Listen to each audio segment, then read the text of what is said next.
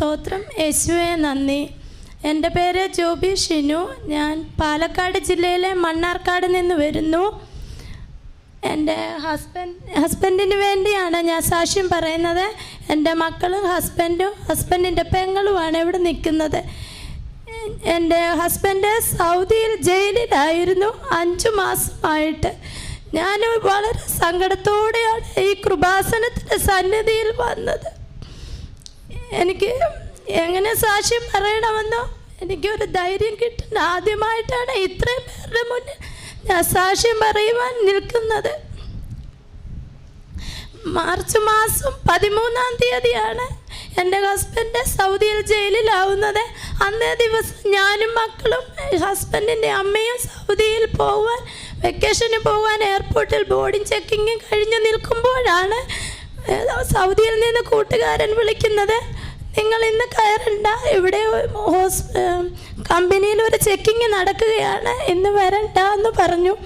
അങ്ങനെ ഞങ്ങൾ തിരിച്ച് വീട്ടിലെത്തുകയും 13-ാം തീയതി വീട്ടിൽ വന്നപ്പോൾ എൻ്റെ കൂട്ടുകാരി സൗദിയിൽ നിന്ന് എന്നോട് പറഞ്ഞു, നീ വിഷമിക്കണ്ട, നീ കൃപാസനത്തിൽ പോയി ഉടമ്പടി എടുത്താൽ മതി, നിന്റെ ഭർത്താവിനെ മാതാവ് തിരിച്ച് കൊണ്ടുതരുമെന്ന് പറഞ്ഞു.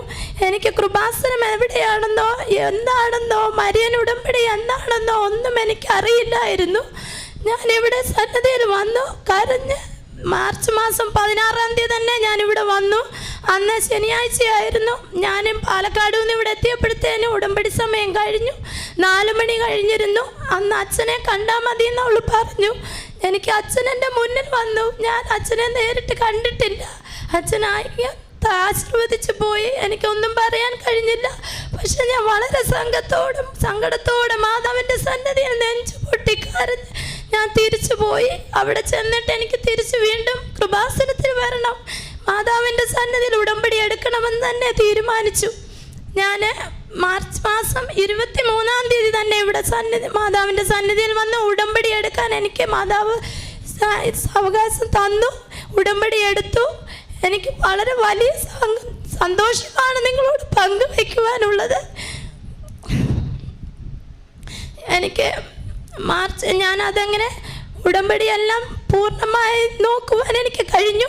ഞാൻ എൻ്റെ ജീവിതം തന്നെ വിശദീകരിച്ചു. ഞാൻ 72 പ്രാവശ്യം വിശ്വാസ പ്രമാണം ഒരു ദിവസം ചെല്ലും. വെളുപ്പിനെ 3 മണിക്ക് എഴുന്നേറ്റ കുരിശിൻ്റെ വഴി ഞാൻ ഇതുവരെയും ചെല്ലും. ഞാനൊരു ഓർത്തഡോക്സ് വിശ്വാസിയാണ്. എനിക്ക് കൊന്ത എന്താണെന്നോ കരുണക്കൊന്ത എന്താണെന്നോ ഒന്നും എനിക്കറിയത്തില്ല. കുരിശിൻ്റെ വഴിയൊന്നും എൻ്റെ കൂട്ടുകാർ പറയുന്ന അനുസരിച്ച് ഞാൻ എല്ലാ കാര്യങ്ങളും ചെയ്തു. മാതാവ് എന്നെ ധൈര്യം തന്ന് നടത്തി. എൻ്റെ ഭർത്താവ് ഇവിടെ വന്ന് കൃപാസനത്തിൽ ഉടമ്പടി എടുത്ത് അന്ന് മുതൽ ഓരോ ദിവസവും വന്ന് തിരിച്ചു പോകുമ്പോൾ 3-ാമത്തെ ദിവസം ഓരോരോ അത്ഭുതങ്ങൾ ഉണ്ടാവും. 23-ാം തീയതി ഇവിടെ വന്ന് ഉടമ്പടി എടുത്ത് 26-ാം തീയതി തന്നെ എൻ്റെ ഭർത്താവ് സൗദി ജയിലിൽ നിന്ന് വിളിച്ചു. ആർക്കും അങ്ങനെ ഒരു അനുഭവം ഉണ്ടായിട്ടില്ല.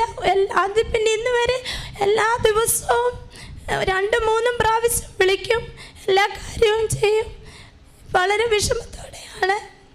അങ്ങനെ ഉടമ്പടി പുതുക്കി 3 മാസം കഴിഞ്ഞു. അങ്ങനെ ഉടമ്പടി പുതുക്കി ഇവിടെ എൻ്റെ ഉടമ്പടി കഴിഞ്ഞത് 29-ാം തീയതി ആയിരുന്നു. 29-ാം തീയതി കഴിഞ്ഞ് ഒരാഴ്ച കഴിഞ്ഞപ്പോൾ ഭർത്താവിൻ്റെ റിലീസ് ഓർഡർ വരികയും ഈ മാസം 5-ാം തീയതി ഭർത്താവിൻ്റെ റിലീസ് ഓർഡർ പുറത്തു വന്നു. ഭർത്താവിനെ എനിക്ക് തിരിച്ചു തന്നു. മാതാവ് വളരെ പ്രതിസന്ധിയിലായിരുന്നു. ഭർത്താവ് എന്നോട് പറഞ്ഞു, എൻ്റെ ജീവൻ തന്നെ കിട്ടുമോ, നാട്ടിൽ വരാൻ പറ്റുമോ ഒന്നും എനിക്കറിയത്തില്ലായിരുന്നു. അങ്ങനെ സൗദി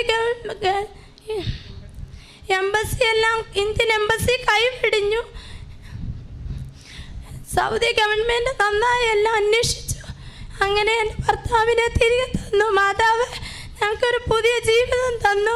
അച്ഛനെ കണ്ടില്ലെങ്കിലും എല്ലാവരും സങ്കടത്തോടെ ഇവിടെ വന്ന് മാതാവിനോട് പറഞ്ഞാൽ നിങ്ങളുടെ ആവശ്യം സാധിക്കും എന്ന് ഞാൻ വിശ്വസിക്കുന്നു. മാതാവിൻ്റെ ഭർത്താവിനെ തിരിച്ചു തന്നു. ദൈവത്തിന് നന്ദി, ദൈവത്തിന് സ്തോത്രം. എൻ്റെ പേര് ഷിനു അലക്സാണ്ടർ. ഞാൻ സൗദി അറേബ്യയിൽ റിയാദിലാണ് ജോലി ചെയ്യുന്നത്. ഒരു കാർഗോ കമ്പനിയിലാണ് ജോലി ചെയ്യുന്നത്. മാർച്ച് മാസം 12-ാം തീയതി വൈകിട്ട് 4 മണിക്ക് ഒരാൾ കോൾ ചെയ്യുകയായിരുന്നു. കോൾ ഇതായിരുന്നു, ഒരു മിഷൻ വെയർഹൗസിൽ സ്റ്റോറേജ് ചെയ്യണം. മുമ്പ് അറിയാവുന്ന ആൾ തന്നെയാണ്, അതുകൊണ്ട് സംശയിക്കേണ്ട കാര്യങ്ങളൊന്നും ഉണ്ടായിരുന്നില്ല. ഞാൻ പറഞ്ഞു ചെയ്യാം, അതിൻ്റെ റേറ്റ് കാര്യങ്ങളെല്ലാം പറഞ്ഞു കൊടുത്തു. തിരിച്ച് എന്നോട് പറഞ്ഞു ഇന്ന് തന്നെ അത് സ്റ്റോറേജ് വേണമെന്ന് പറഞ്ഞു. ഞാൻ പറഞ്ഞു ഇന്ന് ചെയ്യാൻ പറ്റത്തില്ല, വൈകുന്നേരം 4:30 മണിയായി, 5:30 മണിക്ക് ഡ്യൂട്ടി തീരുകയാണ്, അതുകൊണ്ട് നാളെ രാവിലെ നമുക്ക് അറേഞ്ച് ചെയ്യാമെന്ന് പറഞ്ഞു. അതും പ്രകാരം പിറ്റേ ദിവസം ഏകദേശം സൗദിയിലെ ടൈം ഒരു 11:30-12 മണി ആയപ്പോഴത്തേനും കണ്ടെയ്നർ വെയർഹൗസിൻ്റെ ഫ്രണ്ടിൽ വന്നു. എന്നോട് വിളിച്ചു പറഞ്ഞു കണ്ടെയ്നർ വെയർഹൗസിൻ്റെ ഫ്രണ്ടിൽ നിൽപ്പുണ്ടെന്ന് പറഞ്ഞു. ഞാൻ ഡോറ് തുറന്ന് വെളിയിൽ നോക്കുമ്പോൾ കണ്ടെയ്നർ വന്നിട്ടുണ്ട്. ഞാൻ പറഞ്ഞു അത് ഇറക്കി വെക്കണമെങ്കിൽ, അതിൻ്റെ ഫോർക്ക് ലിഫ്റ്റ് വരണമെങ്കിൽ ഒരു അരമണിക്കൂർ ടൈം എടുക്കും, അപ്പോൾ അതുകൊണ്ട് നിങ്ങൾ വെയിറ്റ് ചെയ്യണം. ഡ്രൈവറോട് ഞാൻ പറഞ്ഞു ഓക്കെ ചെയ്യാമെന്ന് പറഞ്ഞു.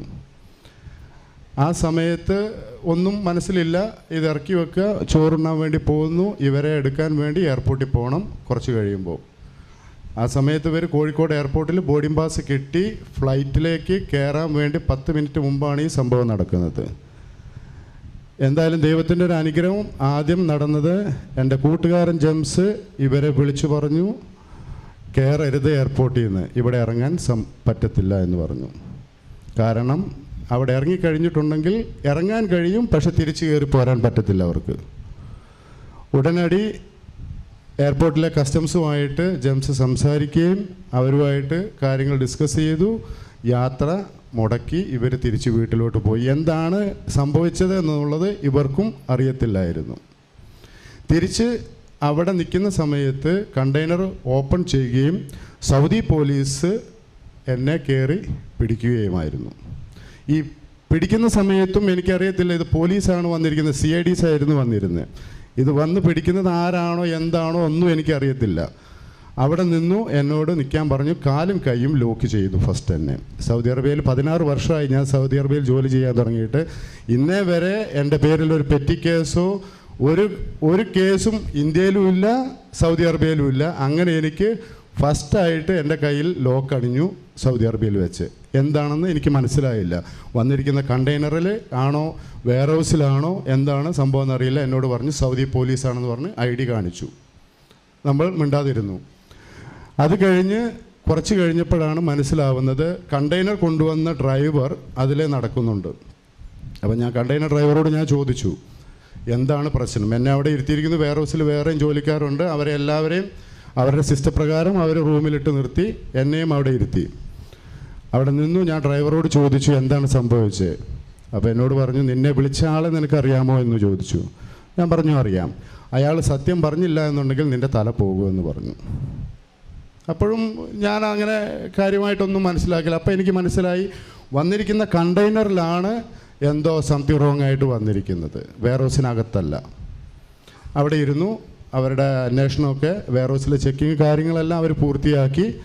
എന്നോട് പറഞ്ഞു കുറച്ച് പ്രൊസീജിയർ കാര്യങ്ങളുണ്ട്, ഞങ്ങളുടെ കൂടെ വരണമെന്ന് പറഞ്ഞു. ഞാൻ അവരുടെ കൂടെ പോയി. എന്നെ കൊണ്ടുപോയി അവരുടെ സ്റ്റേഷനിൽ കൊണ്ടുപോയി സെല്ലിലാക്കി. ആ സമയത്തും എനിക്ക് എൻ്റെ മൊബൈലിൽ ഇവരെല്ലാം വാങ്ങിച്ചു വെച്ചു. ആ സമയത്ത് ഇവർ ഇവിടുന്ന് എന്നെ തിരിച്ചങ്ങോട്ട് വിളിക്കുന്നുണ്ടായിരുന്നു, എല്ലാ കാര്യങ്ങളും ചെയ്യുന്നുണ്ടായിരുന്നു. പക്ഷേ എന്നെ കോണ്ടാക്ട് ചെയ്യാൻ, എന്നെ കൊണ്ടുപോയത് എങ്ങോട്ടാണോ എവിടെയാണോ എന്നുള്ളത് സൗദിയിലുള്ള എൻ്റെ സ്പോൺസർക്കോ ഈ പറയുന്ന കൂട്ടുകാരൻ ജെംസിനോ അല്ലെങ്കിൽ എൻ്റെ വീട്ടുകാർക്കോ ആർക്കും അറിയത്തില്ല. ഞാൻ രഹസ്യാന്വേഷണ വിഭാഗത്തിൻ്റെ അണ്ടറിലായി പോയി. പുറലോകമായിട്ടുള്ള ബന്ധം വിച്ഛേദിച്ചു. 2 ദിവസം ഞാൻ അതിനകത്ത് കിടന്നു. എന്നെ വിളിച്ച ആളുകളും അവരുടെ കസ്റ്റഡിയിലായി എന്നോട് കൂടെ ഉണ്ടായിരുന്നു. അവിടെ ഇരുന്നു. 2 ദിവസം കഴിഞ്ഞപ്പോൾ അവർ FIR തയ്യാറാക്കി. 2ാമത്തെ ദിവസം FIR തയ്യാറാക്കി. രാത്രി എനിക്ക് തോന്നുന്നു 2 മണി ആകാനായപ്പം അവർ പറഞ്ഞു ഞങ്ങളുടെ ഹെഡ് ഓഫീസിലോട്ട് മാറ്റുകയാണ്. ആ ഫസ്റ്റ് FIR തയ്യാറാക്കുമ്പോൾ ക്യാപ്റ്റൻ എന്നോട് പറഞ്ഞത് ഞാൻ പറഞ്ഞതെല്ലാം സത്യമാണ് എന്നുള്ളത് ക്യാപ്റ്റന് ബോധ്യപ്പെട്ടു. അതുകൊണ്ട് 90% ഞാൻ ഇതിനകത്ത് ഗുഡ് മാർക്ക് തരികയാണെന്ന് പറഞ്ഞു. ബാക്കി പറയുന്നതിൽ അവരുടെ എന്താണ് സംഭവിച്ചതെന്ന് എനിക്കറിയത്തില്ല. രാത്രി 2 മണിയായപ്പോൾ ഞാൻ വീണ്ടും എന്നെ കൊണ്ടുപോയി വേറൊരു സെല്ലിലോട്ടാണ് മാറ്റുന്നത്. ഈ കൊണ്ടുപോകുമ്പോഴൊക്കെ ഉള്ള മാനസികാവസ്ഥ എന്താണെന്ന് ചോദിച്ചു കഴിഞ്ഞാൽ അത് അനുഭവിച്ചറിഞ്ഞ് എനിക്കേ അറിയത്തുള്ളൂ. അത് പറഞ്ഞു കഴിഞ്ഞാൽ എന്തുമാത്രം വേദന ഉണ്ടെന്നുള്ളത് അറിയത്തില്ല. കാലും കൈയും ലോക്ക് ചെയ്തു. ലോക്ക് പോലും കാണാത്ത ആളുടെ കയ്യും കാലും ലോക്ക് ചെയ്ത് രാത്രിയിൽ അങ്ങോട്ടും ഇങ്ങോട്ടും കൊണ്ടു നടക്കുമ്പോഴുള്ള വിഷമം എന്താണെന്നുള്ളത് അത് അനുഭവിച്ച എനിക്ക് അറിയത്തുള്ളൂ, ദൈവം തമ്പുരാനും അറിയാം.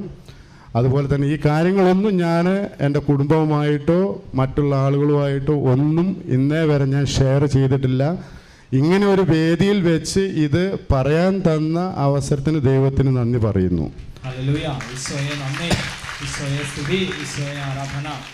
അങ്ങനെ 13-ാമത്തെ ദിവസം എന്നെ വേറെ സെല്ലിലോട്ട് മാറ്റി.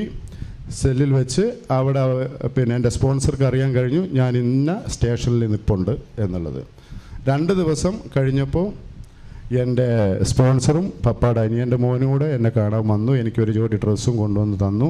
എനിക്കൊന്നും അവരോട് സംസാരിക്കാനായിട്ടില്ലായിരുന്നു. ഞാൻ ആദ്യമേ ചോദിച്ചത് പിള്ളേർ വന്നു, അമ്മച്ചിയും പിള്ളേരും എത്തിയോ എന്നുള്ളതാണ് ചോദിച്ചത്. കാരണം എന്നെ പിടിക്കുന്ന അന്ന് ഇവർ റിയാദിൽ ഇറങ്ങാൻ നിൽക്കുകയാണ്. ചോദിച്ച സമയത്ത് പറഞ്ഞു, ഒരു നല്ലൊരു മറുപടി അല്ല എനിക്ക് കിട്ടിയത്. എന്താണോ ഏതാണോ ഒന്നും ഞാൻ മനസ്സിലാക്കിയില്ല. വന്നു എന്നാണോ പറഞ്ഞത് അതോ ഇല്ല എന്നാണോ പറഞ്ഞത് എനിക്ക് ആ സമയത്തൊന്നും മനസ്സിലായില്ല. തിരിച്ച് ഞാൻ നേരെ സെല്ലിലോട്ട് എന്നെ മാറ്റി അവിടെ പോയിരുന്നു. 13-ാമത്തെ ദിവസം 3-ാമത്തെ ദിവസം CID വിഭാഗത്തിൻ്റെ ഹെഡിൽ നിന്ന് എന്നെ ക്വസ്റ്റ്യൻ ചെയ്യാൻ വേണ്ടി വന്നു. എന്നെ മാത്രമല്ല ഞങ്ങളെ കൂട്ടത്തിൽ പിടിക്കപ്പെട്ട എല്ലാവരെയും രാത്രി 2 മണിക്കാണ് ക്വസ്റ്റ്യൻ നടക്കുന്ന സമയത്ത് ഞാൻ ഉണ്ടായ സംഭവം ഞാൻ വിശദീകരിച്ചു. ആ സമയത്താണ് ഞാൻ അറിയുന്നത് ഇറ്റലിയിൽ നിന്നും വന്ന കണ്ടെയ്നറിനകത്ത് മിഷ്യനകത്ത് ഫുള്ള് മയക്കുമരുന്നായിരുന്നു എന്നുള്ളത്. ആ സമയത്താണ് ഞാൻ ഈ സംഭവം അറിയുന്നത്. മിഷ്യനകത്ത് ഫുള്ള് മയക്കുമരുന്നാണ് വന്നിരിക്കുന്നത്. സൗദി അറേബ്യയിൽ മയക്കുമരുന്ന് വന്നാൽ എന്താണ് സ്ഥിതി എന്നുള്ളത് നിങ്ങൾക്കൊക്കെ അറിയാം. അവിടെയും ദൈവം തമ്പുരാൻ എന്നെ കാത്തു. എനിക്ക് 90% ക്യാപ്റ്റൻ എന്നോട് പറഞ്ഞു, നീ പറഞ്ഞ കറക്റ്റാണ്, നിനക്കൊന്നും അറിയില്ല ആയിരിക്കാം. അവിടെ ഇരുന്നു 13 ദിവസം ഞാൻ വീടുമായിട്ട് കോണ്ടാക്ട്സോ മറ്റുള്ളവരുമായിട്ടോ ഒരു കോണ്ടാക്ട്സും ഇല്ല. 13-ാമത്തെ ദിവസം എന്നെ മെയിൻ ജയിലിലേക്ക് മാറ്റുകയാണ്. അതായത് സൗദി അറേബ്യയുടെ മെയിൻ ജയിലെന്ന് പറയുന്ന അറിയാവുന്നവർക്ക് അറിയാമായിരിക്കും, ഹല്ലയർ ജയിലിലോട്ട് മാറ്റുകയാണ്. ആ ജയിലിലോട്ട് മാറ്റി കഴിഞ്ഞാൽ ഓരോരുത്തരും പറയുന്ന കാര്യങ്ങൾ പലവിധമാണ്. വീട്ടുകാരെ പറഞ്ഞ് പേടിപ്പിക്കുന്നു, കൂട്ടുകാരെ പറഞ്ഞ് പേടിപ്പിക്കുന്നു. അത് തീർന്നു, ആളെ ഇനി കിട്ടില്ല, മിസ്സിങ് ആണ്, ആൾ പോയി എന്നാണ് പറഞ്ഞ് പ്രേരിപ്പിച്ചത്. അത് പറയിപ്പിച്ച ദൈവം തമ്പുരാൻ തന്നെ തിരിച്ച് മറുപടി അതിന് നൽകി. അതിൻ്റെ ഫലഗുണമായിട്ടാണ് ഞാൻ ഇന്നിവിടെ നിന്ന് നിങ്ങളോട് മുമ്പിൽ നിന്ന് ഞാൻ സംസാരിക്കുന്നത്.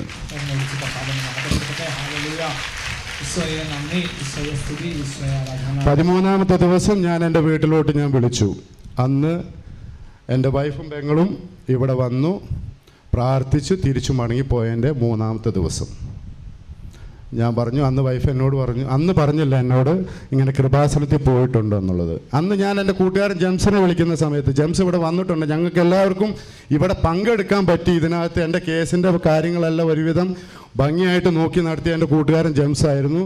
അവനും സൗദി അറേബ്യയിൽ നിന്ന് ഇവിടെ വരാൻ പറ്റും. അവൻ്റെ ഫാമിലിക്കും ഇവിടെ ഉണ്ട്, എൻ്റെ അമ്മയുണ്ട്, ഞങ്ങളുടെ കുടുംബം മൊത്തത്തിലുണ്ട്, എല്ലാവരും ഉണ്ട് ഇവിടെ. അന്നേ ദിവസം അവിടുന്ന് വിളിച്ചു. വിളി കഴിഞ്ഞു. ഞാൻ പറഞ്ഞു, സമാധാനമായിട്ടിരിക്കുക, കുഴപ്പമൊന്നുമില്ല, ദൈവം തമ്പുരാൻ കാത്തുകൊള്ളും എന്ന് മാത്രമേ ഞാൻ പറഞ്ഞുള്ളൂ. 2-ാമത്തെ ഫൈനൽ എന്നോട് ചോദ്യം ചോദിക്കാൻ പോകുന്ന CID വിഭാഗത്തിൻ്റെ അന്ന്. അത് ഇവരിവിടെ വന്നു. 3-ാമത്തെ ദിവസം വീണ്ടും എന്നെ CID വിളിച്ചു. വിളിക്കുന്ന ദിവസം എന്ന് പറയുന്നത് ഈസ്റ്ററിൻ്റെ അന്ന് പുലർച്ചെ 3 മണിക്ക് എൻ്റെ പേര് ജയിലിൽ വന്നു. ഇന്ന് പിന്നെ അന്വേഷണ വിഭാഗത്തിന് മുമ്പാകെ ഹാജരാകണമെന്ന് പറഞ്ഞു. പോയി. ഈസ്റ്ററിൻ്റെ അന്ന് ഇവരെല്ലാവരും പള്ളിയിൽ പോയി പ്രാർത്ഥിച്ചു. അന്നേ ദിവസം ക്യാപ്റ്റൻ എന്നോട് പറഞ്ഞു, അന്വേഷണ വിഭാഗത്തിൻ്റെ ആളെന്നോട് പറഞ്ഞത്, നിനക്ക് ഒന്നും അറിയില്ല എന്നുള്ളത് ഞാൻ ഇതിനകത്ത് എഴുതിയിട്ടുണ്ട്. കാരണം നിനക്കൊന്നും അറിയില്ല, ഇതിനകത്ത് മയക്കുമരുന്നുണ്ടെന്നുള്ള കാര്യം നിനക്കറിയില്ല എന്നുള്ളത് അവർക്ക് മനസ്സിലായി. അത് കഴിഞ്ഞ് തിരിച്ച് വീട്ടിൽ വന്നു, ജയിലിൽ തന്നെ വന്നു. ജയിലിൽ കഴിഞ്ഞ് കുറച്ച് നാൾ അപ്പോഴത്തേനും സമയങ്ങൾ ഒരുപാട് വൈകി. അവിടെ നോമ്പിൻ്റെ അവധിയായി.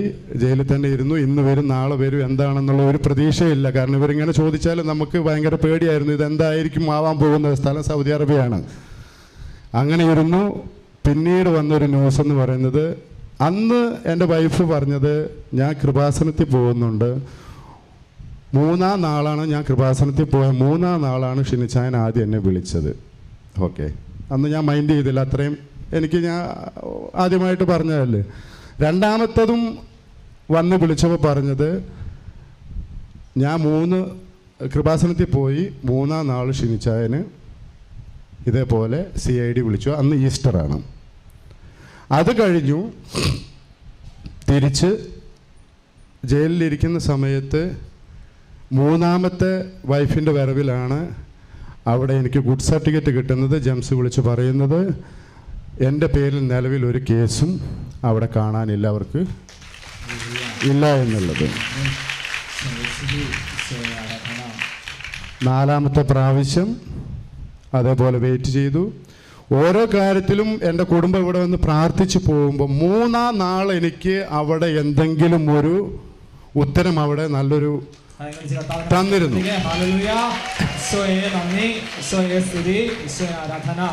അപ്പോൾ ഞാൻ ഇവരെ നിർബന്ധിച്ച് ഞാൻ കൃപാസനത്തിലോട്ട് വിടാറില്ലായിരുന്നു. ഇവരുടെ സ്വയം ഇഷ്ടം പോട്ടെ, ഇവർ സ്വയം ഇഷ്ടം പോയി പ്രാർത്ഥിക്കട്ടെ. ഞാൻ ചിലപ്പോൾ വൈഫിനോട് ചോദിക്കും, എന്നാണ് ഇനി കൃപാസനത്തിൽ പോകുന്നത്? അപ്പോഴത്തേനും മാസങ്ങളാണ് മുന്നോട്ട് പോയിക്കൊണ്ടിരിക്കുന്നത്. അപ്പോഴും ഞാൻ എടുത്തു ചോദിക്കും, കൃപാസനത്തിൽ എന്നാണ് പോകുന്നത്? അപ്പോൾ പറയും, ഇത്രാം തീയതി പോകുന്നുണ്ട്. അത് കഴിഞ്ഞ് ഏകദേശം എല്ലാം വൈഫ് ലാസ്റ്റ് വന്ന് പോകുന്ന സമയത്ത് എല്ലാം കഴിഞ്ഞു.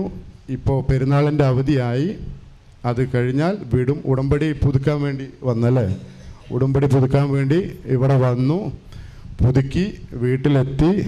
3-ാം നാൾ എന്നെ റിലീസ് ചെയ്യുമെന്നുള്ള ഓർഡറും വന്നു. ഇതെല്ലാം നടക്കുന്നത് 3-ാം നാളെന്നാണ് ഉള്ളതാണ് വലിയ പ്രത്യേകത. അപ്പോൾ പിന്നീട് റിലീസാവണമല്ലോ, എന്ന് റിലീസാവും എന്നുള്ളത് എനിക്കറിയത്തില്ല. അപ്പോഴാണ് എൻ്റെ കൂട്ടുകാരൻ ജെംസും കുടുംബവും ഇവിടെ വന്ന് എനിക്ക് വേണ്ടി പ്രാർത്ഥിക്കും. അവർ സൗദിയിലായിരുന്നു, ഇവിടെ വന്ന് പ്രാർത്ഥിക്കാൻ വേണ്ടി വന്നു പ്രാർത്ഥിച്ചു. അപ്പോൾ ഞാനിങ്ങനെ ഇരുന്നു അവിടെ ജയിലിലിരിക്കുന്ന സമയത്ത് 3-ാം നാൾ എനിക്ക് എൻ്റെ മനസ്സിലുണ്ട്, ഇതെന്തുകൊണ്ടൊന്നും ആവുന്നില്ല. ഉച്ചയ്ക്ക് 2 മണിയായി, 2:30 ഞാൻ ജെംസിനെ വിളിച്ചു. ജെംസ് എന്തെങ്കിലും ജെംസ് പറഞ്ഞു, ഒന്നുമില്ല, നിലവിലിപ്പോൾ പെരുന്നാൾ കഴിഞ്ഞ് കഴിഞ്ഞാൽ വിടത്തുള്ളൂ. സൗദിയിൽ എല്ലാവരും ഓഫീസെല്ലാം അടച്ചു പോയി, മെയിൻ ഓഫീസേഴ്സ് എല്ലാം അവധിയിലായി എന്ന് പറഞ്ഞു. ആയിക്കോട്ടെ. അതിൻ്റെ ഇടയിൽ ജെംസ് എന്നോട് പറഞ്ഞു, സൗദി അവിടുന്ന് ഒരു വോയിസ് ക്ലിപ്പ് വിട്ടിട്ടുണ്ട്, നെറ്റ് കിട്ടാത്തതുകൊണ്ട് കറങ്ങിക്കൊണ്ടിരിക്കുകയാണ്, ഞാനതൊന്ന് ഓൺ ആക്കട്ടെ എന്ന് പറഞ്ഞു. അപ്പോൾ നോക്കുമ്പോൾ നെറ്റ്വർക്ക് ഇവിടെ കുറവായതുകൊണ്ട് അത് കിട്ടുന്നില്ല. ഞാൻ പറഞ്ഞു 10 മിനിറ്റ് 15 മിനിറ്റ് കഴിഞ്ഞിട്ട് ഞാൻ വിളിക്കാം. അപ്പോഴും എനിക്ക് എൻ്റെ മനസ്സിലിങ്ങനെ പറയുന്നുണ്ട്, ജെംസിനെ വിളിക്കുമെന്ന്. 15 മിനിറ്റ് കഴിഞ്ഞ് ഞാൻ ജെംസിനെ വിളിച്ചപ്പോൾ ജെംസ് എന്നോട് പറഞ്ഞു, ഗുഡ് ന്യൂസ് ആണ്, എൻ്റെ റിലീസ് ഓർഡർ ഞാൻ കിടക്കുന്ന ജയിലിലോട്ട് വന്നിട്ടുണ്ടെന്നുള്ളത്.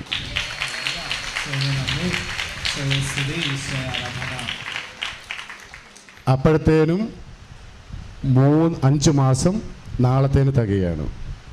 ഈ കഴിഞ്ഞ ബുധനാഴ്ച ഞാൻ ജയിലിൽ നിന്ന് റിലീസായി തിരിച്ചു വന്നു. എൻ്റെ സൗദിയിലെ റൂമിൽ ഞാൻ ചെന്നു, എല്ലാവരെയും കണ്ടു. ദൈവം തമ്പുരാന് സ്തോത്രം. അത് കഴിഞ്ഞു ഞാൻ ബുധനാഴ്ച കഴിഞ്ഞു, വ്യാഴാഴ്ച കഴിഞ്ഞു, ശനിയാഴ്ച രാവിലെയുള്ള ഫ്ലൈറ്റിന് ഞാൻ ഇവിടെ വന്നു. ഞായറാഴ്ച ഞങ്ങളുടെ കുടുംബ പള്ളിയിൽ പോയി പ്രാർത്ഥിച്ചു. ഇന്നലെ വേറെ ഒന്നും നോക്കിയില്ല, അവിടെ നിന്ന് നേരെ കൃപാസനത്തിലോട്ടാണ് പോകുന്നത്. ഇതാണ് സംഭവിച്ചത്. എനിക്ക് ആദ്യമേ തന്നെ നന്ദി പറയാനുള്ള ദൈവത്തിനോട്, അതിലുപരി അതോടുകൂടി തന്നെ സൗദി ഗവൺമെൻറ്റിന് അതിൻ്റെ കൃത്യമായ അന്വേഷണത്തിൻ്റെ നടപടി പ്രകാരമാണ് ഞാൻ ഇന്നിവിടെ നിൽക്കുന്നത്. സത്യം തെളിഞ്ഞു. ഇന്ത്യൻ എംബസി അവർക്കൊന്നും ചെയ്യാൻ കഴിയില്ല എന്ന് പറഞ്ഞു. അവർക്ക് ഈ കേസിൽ ഇന്ത്യൻ എംബസിക്ക് ഒന്നും ഇടപെടാൻ കഴിയില്ല എന്നവർ തീർത്തു പറഞ്ഞു. പിന്നെ ഞാൻ ആരെയാണ് പോയി പിടിക്കേണ്ടത്? ഞാനൊരു വിദേശത്ത് ജോലി ചെയ്യുന്ന ഒരു വ്യക്തി ആദ്യം പോയി പറയേണ്ടത്, ഇവർ പോയി പറഞ്ഞപ്പോൾ എംബസിക്ക് ഈ കാര്യത്തിലൊന്നും ചെയ്യാൻ കഴിയില്ല, കാരണം മയക്കുമരുന്നാണ്. അത് സൗദി അറേബ്യയുടെ ലോ അനുസരിച്ചിട്ട് അത് മുന്നോട്ട് പോകത്തുള്ളൂ. അതുകൊണ്ട് എംബസിക്കൊന്നും ചെയ്യാൻ കഴിയില്ല. അവരന്വേഷിച്ച് അത് സത്യം തെളിയുകയാണെന്നുണ്ടെങ്കിൽ എന്നെ വിടും, അതല്ലാന്നുണ്ടെങ്കിൽ ശിക്ഷിക്കും. ഇതാണ് സംഭവിച്ചത്. ദൈവം തമ്പുരാൻ ഒരുപാട് നന്ദി. എനിക്ക് വേണ്ടി പ്രാർത്ഥിച്ച എല്ലാവരോടും നന്ദി. ഇത് കേൾക്കുന്ന എല്ലാവർക്കും നന്ദി. മാതാവിൻ്റെ പ്രാർത്ഥനയും തുണയും കൊണ്ട് ഇന്ന് ഞാൻ നിങ്ങളുടെയൊക്കെ മുമ്പിൽ നിൽക്കുന്നു. ഇതിൽ വേറൊരു കാര്യം കൂടി പറയാനുള്ളത്, പെരുന്നാൾ, അതായത് ഇപ്പോൾ സൗദി അറേബ്യയിൽ ബലിപ്പെരുന്നാൾ നടന്നുകൊണ്ടിരിക്കുകയാണ്. അത് കാരണം ഉദ്യോഗസ്ഥരെല്ലാം പോയി. അവർ വന്നതിന് ശേഷമേ ഇത് റിലീസിൻ്റെ ഓർഡർ ഒപ്പിട്ട് വരത്തുള്ളൂ എന്ന് പറഞ്ഞിരുന്നു. എല്ലാവരും അങ്ങനെ അങ്ങോട്ടും ഇങ്ങോട്ടും പോയി. പക്ഷേ അതിൻ്റെ മുമ്പേ ഇപ്പം മിനിഞ്ഞാന്ന് ലാസ്റ്റ് ക്ലോസിംഗ് ദിവസം ആ റിലീസ് ഓർഡർ അന്വേഷണ ഉദ്യോഗസ്ഥന് തന്നെ അറിയുമെന്ന് എനിക്കറിയത്തില്ല, മുമ്പാകെ വന്നു, ഷിനു റിലീസാണെന്ന് പറഞ്ഞു. പെരുന്നാളിന് ശേഷമാണ് റിലീസ് പറഞ്ഞിരുന്നത്. അതിന് മുമ്പായിട്ട് തന്നെ റിലീസ് സംഭവിക്കുകയും ചെയ്തു. വിശുദ്ധ അമ്മ ജീവനോടെ പ്രത്യക്ഷപ്പെട്ട ഈ അൾത്താരയിൽ എനിക്ക് സാക്ഷ്യം പറയാൻ കൃപ ലഭിച്ചതിന് കോടാനുകോടി നന്ദി അമ്മയോടും തിരുക്കുമാറിനോടും അറിയുന്നു. എൻ്റെ പേര് അനാമിക. ഞാൻ കൊല്ലം ജില്ലയിലെ ശാസ്താംകോട്ടയിൽ നിന്നാണ് വരുന്നത്. ഞാൻ ആദ്യമായിട്ട് ഉടമ്പടി എടുക്കുന്നത് ഏപ്രിൽ 8-ാം തീയതി 2024 എൻ്റെ അമ്മയാണ് ഇവിടെ ആദ്യമായിട്ട് ഉടമ്പടി എടുത്തത്. ഞങ്ങളിവിടെ ഉടമ്പടി എടുക്കാൻ അന്ന് വരുന്നത് 2019 മെയ് 3-ാം തീയതിയാണ്. ഞങ്ങൾ കൃപാസനത്തെ പറ്റിയിട്ട് അറിയുന്നത് യൂട്യൂബിലൂടെയാണ്. ഞാനന്ന് 10th പഠിക്കുന്നത്. ആ സമയത്ത് എനിക്ക് ശക്തമായിട്ട് ശ്വാസം മുട്ടലും അതുപോലെ തന്നെ ബാർത്തോളിൻ സിസ്റ്റം എന്നുള്ള രോഗവും പുറം വേദനയൊക്കെ ഉണ്ടായിരുന്നു. അപ്പം ആ സമയത്ത് ബോർഡ് എക്സാമിൻ്റെ സമയത്ത് എനിക്ക് ഭയങ്കരമായിട്ട് പുറം വേദനയും ശ്വാസം മുട്ടലുമായിരുന്നു. അങ്ങനെയായിരുന്നു യൂട്യൂബിലൂടെ കുറേ അച്ഛന്മാരുടെ ടോക്കുകളും കാര്യങ്ങളും കേൾക്കുമായിരുന്നു. ആ സമയത്തായിരുന്നു യൂട്യൂബിൽ കൃപാസനത്തിൻ്റെ വീഡിയോസ് സാക്ഷ്യങ്ങളും ധ്യാനങ്ങളും ഫീഡിൽ വരുമായിരുന്നു. അങ്ങനെ കൃപാസനം സാക്ഷ്യങ്ങളും ധ്യാനങ്ങളും കൂടി എൻ്റെ പുറം വേദന നല്ല രീതിയിൽ കുറഞ്ഞു, എൻ്റെ ശ്വാസം മുട്ടലും കുറഞ്ഞു തുടങ്ങി. അപ്പം കൃപാസനത്തെ പറ്റിയിട്ട് കൂടുതൽ അറിയാൻ ആഗ്രഹിച്ചു. ഉടമ്പടി എടുക്കുന്നത് എങ്ങനെയാണെന്ന് അറിയാൻ ആഗ്രഹിച്ചു.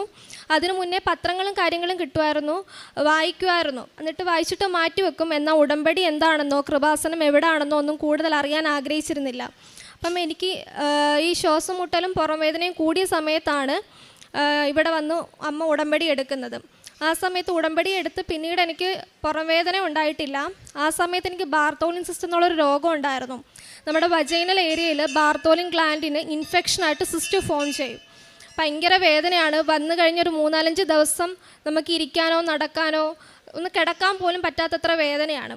അപ്പം ഒരു 2-3 വട്ടം സർജിക്കലി ഇത് റൂൾ ഔട്ട് ചെയ്തു. അപ്പം റെക്കറിങ് ആയിട്ട് വരുന്നതുകൊണ്ട് കുറേ ഡോക്ടേഴ്സിനെ മാറി കാണിച്ച ഡോക്ടേഴ്സ് എല്ലാം പറഞ്ഞത് ഇത് സർജറി ചെയ്ത് ഗ്ലാൻഡ് റിമൂവ് ചെയ്യാതെ ഈ ഒരു അസുഖം ഒരിക്കലും മാറില്ലെന്നാണ്. എന്നാൽ ഇവിടെ ഉടമ്പടി എടുത്തതിന് ശേഷം പിന്നീട് എനിക്കിതുവരെ അത് വന്നിട്ടേ ഇല്ല. അത് കഴിഞ്ഞ് അമ്മയുടെ നിയോഗം എന്ന് പറഞ്ഞാൽ എൻ്റെ MBBS അഡ്മിഷനായിരുന്നു. എനിക്ക് പണ്ട് തൊട്ടേ ഉള്ള ആഗ്രഹമായിരുന്നു ഡോക്ടർ ആകണമെന്നുള്ളത്. അങ്ങനെ അന്ന് തൊട്ട് പിന്നീടുള്ള നിയോഗം എൻ്റെ MBBS അഡ്മിഷനായിരുന്നു.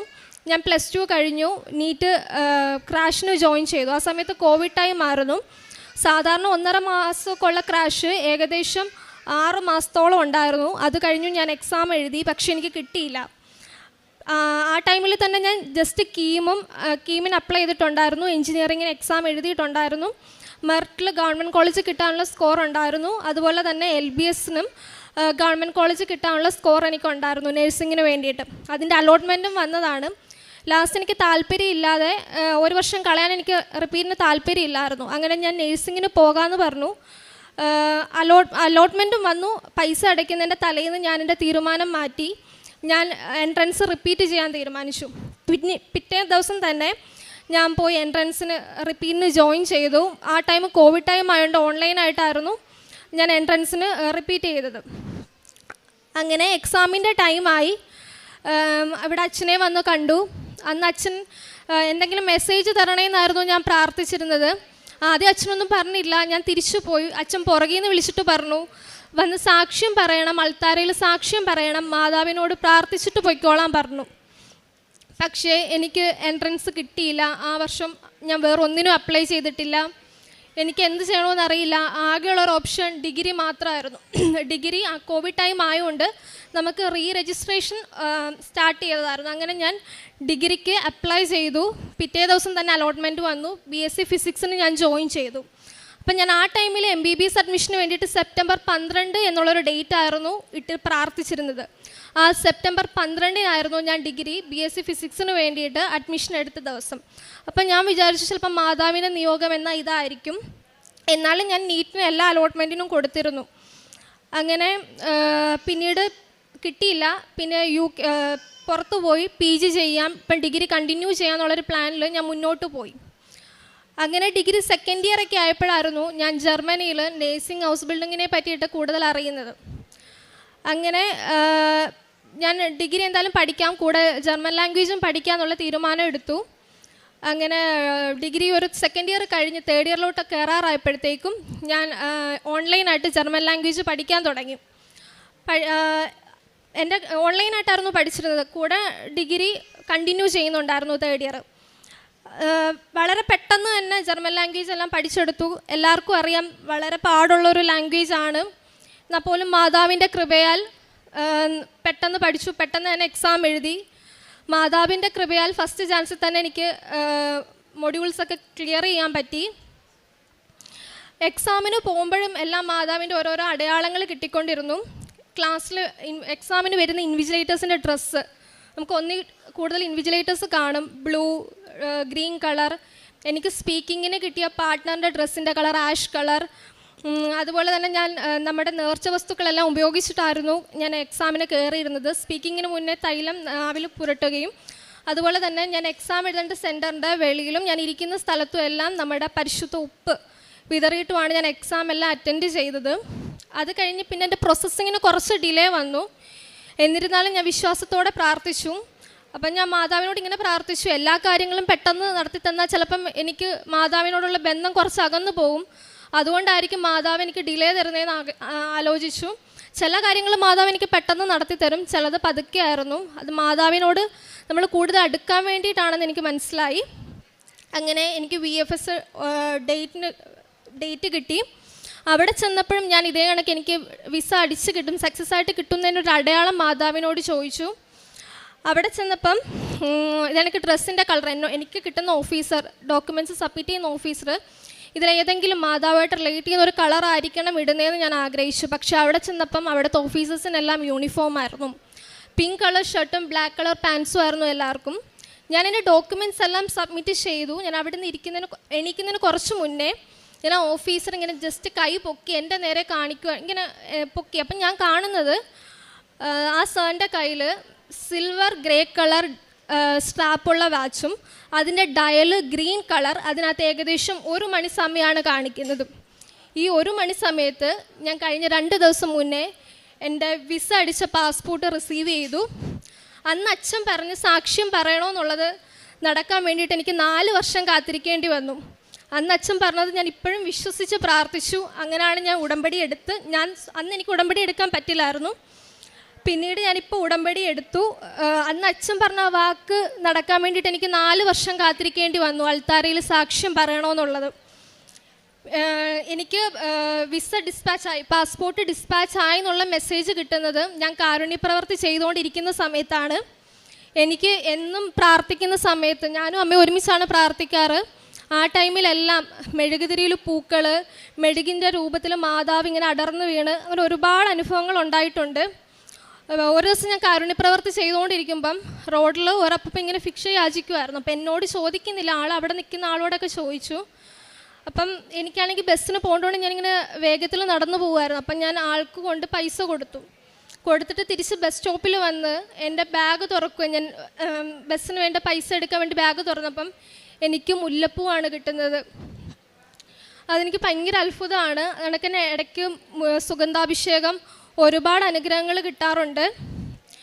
കഴിഞ്ഞ 4 വർഷവും ഞാൻ ജപമാല റാലിയിൽ പങ്കെടുത്ത ആളാണ്. ഈ വർഷത്തെ ജപമാല റാലിയിൽ എന്നെ നിയോഗമായിരുന്നു ജർമ്മനിയിൽ പോകുന്നത്. എല്ലാം മാതാവിൻ്റെ കൃപയാൽ എനിക്ക് സാധിച്ചു തന്നു.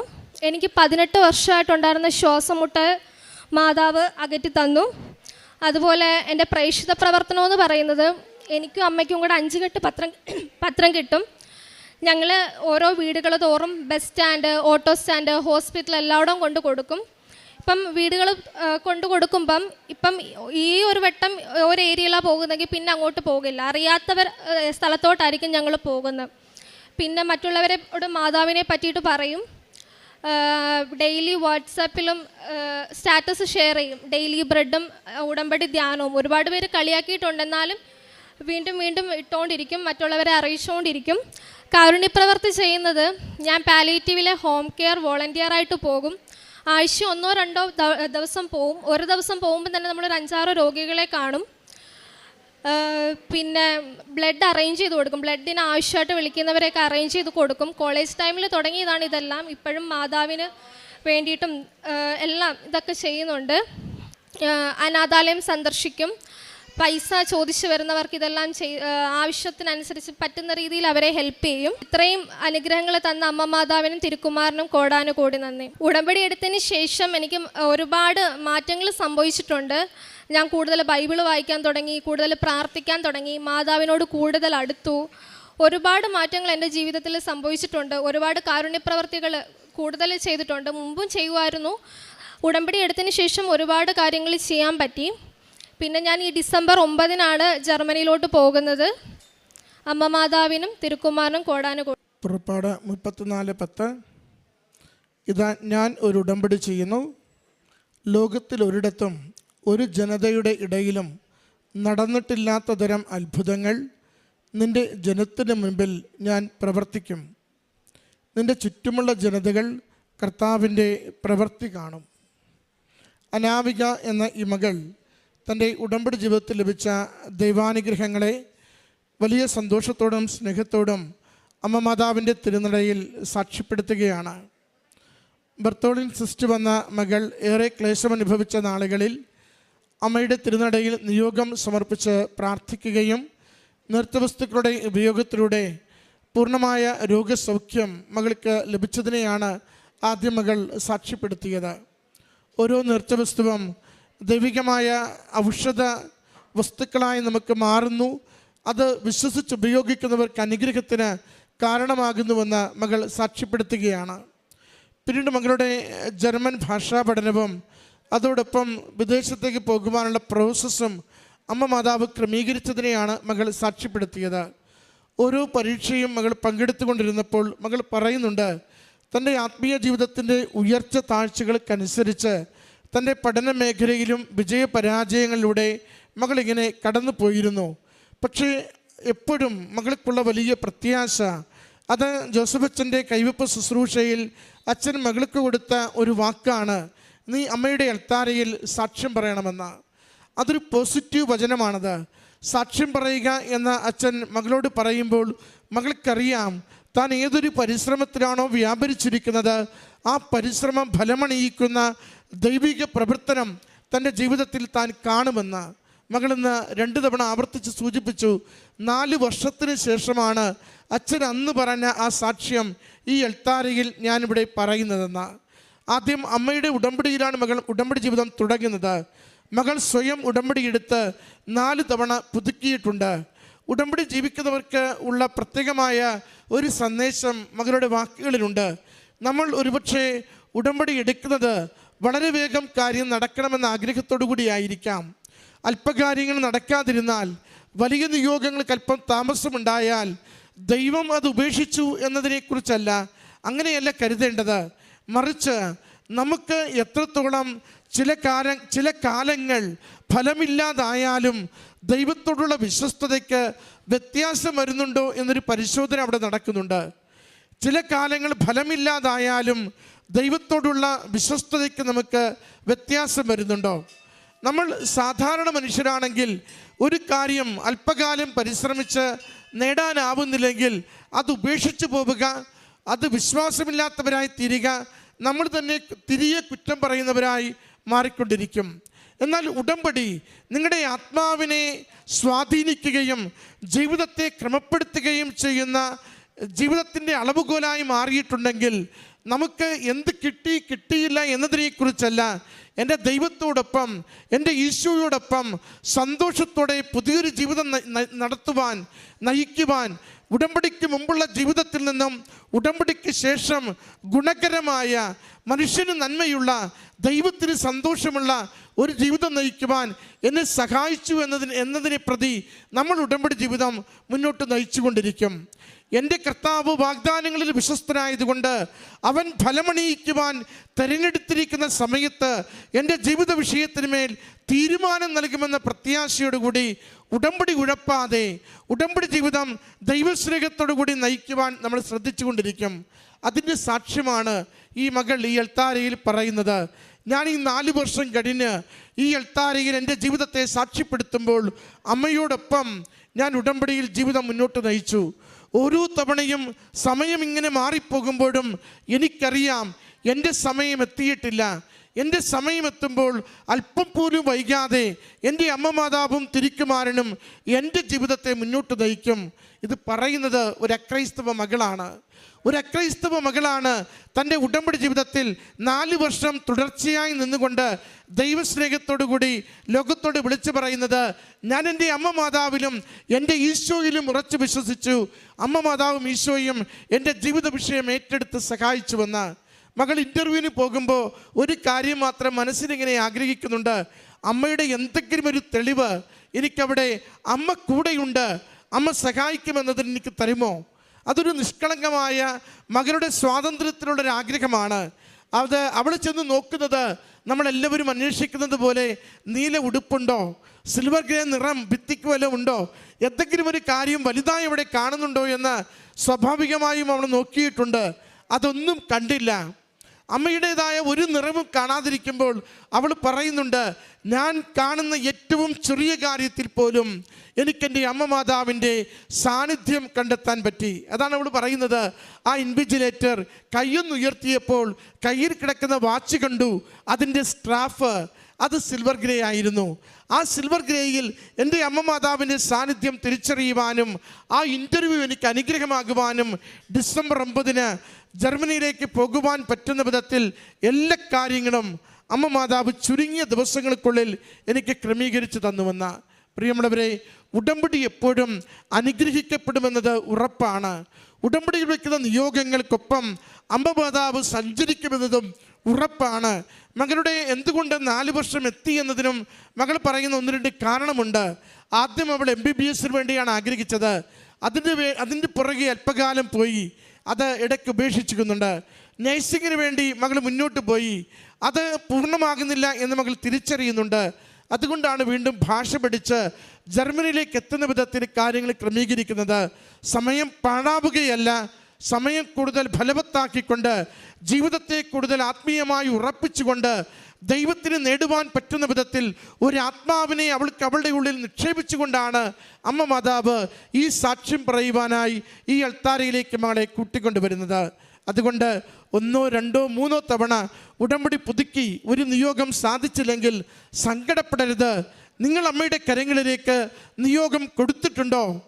അമ്മയുടെ ഉത്തരവാദിത്തമാണ് നിങ്ങളുടെ ഒപ്പം നിന്നുകൊണ്ട് ആ നിയോഗം ഫലമണിയുന്നത് വരെയും സഞ്ചരിക്കുക എന്നത്.